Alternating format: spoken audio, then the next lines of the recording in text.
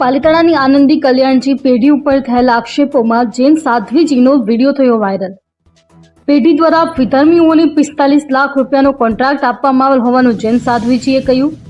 તમે બધા અહીં આવો, પેઢીની ઓફિસ ઉપર હલ્લાબોલ કરો અને આ લોકોને નીચે ઉતારો, ઘર ભેગા કરી દો, તેવું જૈન સાધ્વીજીએ કહ્યું। આ એમના બાપુનું તીર્થ નથી, અમારું પોતાનું તીર્થ છે, તેવું પણ જૈન સાધ્વીજી ગુસ્સે થઈ બોલ્યા। તમે બધા લોકો આવો, ખાલી જાત્રા કરવાથી કંઈ થવાનું નથી। આ તીર્થની રક્ષા કરવા માટે અગાઉ પણ બધાએ બહુ બલિદાન આપ્યા છે। કદાચ મને મારી નાખે તો હું મરવા તૈયાર છું મારા તીર્થ માટે, તેવું પણ જૈન સાધ્વીજીએ કહ્યું। નથી કરવા બંધાતા, તમને બંધાય, મને નથી બંધાતા, મને નથી બંધાતા। આ તીર્થ માટે છે બધું, આ તીર્થની રક્ષા માટે છે બધું।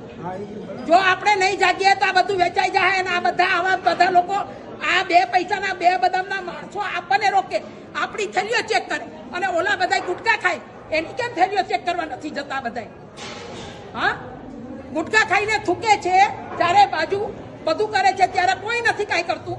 અને આપણે કાંઈ કરવું હોય, આપણું એક બચ્ચું બિચારું ચડતું હોય, 6 મહિનાના બચ્ચાને 2 પગથિયા ચડાવતા હોય ને એક ફોટો કાઢે તો કે નહીં કાઢવાનો? હા, અને આવા તમે હરામી લોકોને તમે ઓટીટી આપો છો, એને તમે છૂટ આપો છો, કેમ કે 45 લાખ રૂપિયા લઈ લીધા છે, એના ખાલી ફોટા પાડવાના 45 લાખ રૂપિયા લીધા છે આ લોકોએ।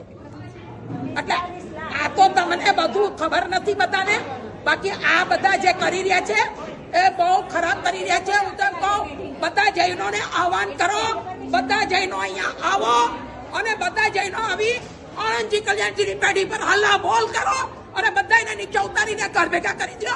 આ એમના બાપનું તીર્થ નથી, આ અમારું પોતાનું તીર્થ છે, આ પોતાનું તીર્થ છે અમારું।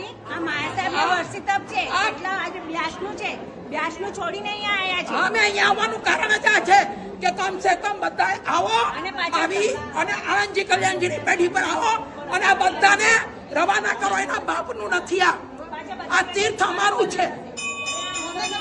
મોકલો, બધાને મોકલો, જેટલાને વધારે મોકલાતું એને મોકલી અને બધા આવો, આવી અને આપણા તીર્થની રક્ષા કરો। ખાલી જાત્રાઓ નથી કરવી, ખાલી જાત્રા કરીને કાંઈ નહીં મળે તમને, પણ તમે આ તીર્થની જો રક્ષા કરવા માંગતા હોય તો આગળ પણ બહુ બધાએ બલિદાન આપ્યા છે। મને બીક નથી, કદાચ મને મારી નાખે તો હું મરવાય તૈયાર છું, હું મરવાય તૈયાર છું મારા તીર્થ માટે, પણ આ નહીં ચાલે। હવે બંધ કરો, બહુ થયું, બહુ થયું। આપણા લોકો, આપણા પૈસા અને આપણે હેરાન થવા। આ સિદ્ધગીરી રાજની અંદર આપણા જ પૈસા, આપણા પૈસાથી આખું પાલિતાણા નભી રહ્યું છે અને છતાંય આપણને બધી રીતે દબાવવાની કોશિશ। દરેક જગ્યાએ જાઓ, અહીંયા ઉપર આ બાબુના દેરાસરોમાં પણ સ્નાત્રાદિ લખાવાનું બંધ કરો, જરૂર નથી। કેમ કે એક સ્નાત્રના પૈસા લેવાના અને અનેક પૈસા એક સ્નાત્રના નામે ભેગા કરવાના અને સ્નાત્ર માત્ર એક જ ભણાય છે, તમે સમજો। 200 રૂપિયાનો સવાલ નથી, હું એમ કહું છું 2-2 કરોડ રૂપિયા ખર્ચો તમે, પણ જ્યાં તમારા પૈસા નો સદવ્યય થતો હોય ત્યાં કામ કરો। જૈનોના પૈસા મફત નથી આવતા, જૈનોના પૈસા મફત નથી આવતા। ભઈલા તમે લોકો 18 પાપસ્થાનકોને સેવો છો, ત્યારે 1 રૂપિયો કમાવ છો અને એ રૂપિયાનો જો આવો દુર્વ્યય થતો હોય તો તમે સમજો, તમે જાગો। તમે નહીં જાગો, તમને એમ લાગે કે અમને તો લાભ મળ્યો। શું લાભ મળ્યો તમને? હા, શું લાભ મળ્યો? અને વ્યક્તિગતો બક્ષિસ આપવાની બંધ કરો, વ્યક્તિગત બક્ષિસ આપવાની બંધ કરો, જરૂર નથી। એ લોકોને બધા જ કર્મચારીઓને બધાથી પગાર મળે છે, કોઈ મફત કામ નથી કરતું અહીંયા। હા, અને તમે લોકો આવું કરો છો ને, એના હિસાબે એ આપણા સાધુ સાધ્વીઓની તિખાળ કરે છે, એ આપણા સાધુ સાધ્વીઓની તિખાળ કરે છે। સમજો, તમારે બહુ જાગવાની જરૂરિયાત છે। તમારી પાસે માત્ર 15,000 સાધુ સાધ્વી ભગવતો વિદ્યમાન છે। જો તમે આ સંસ્થાને જીવંત રાખવા માંગતા હો તો કમ સે કમ આ બધું બંધ કરશો ને, તો જ આ બધું બંધ થશે, ને તો નહીં થાય, નહીં થાય, નહીં થાય। મારું આ એક હૃદય દુખે છે।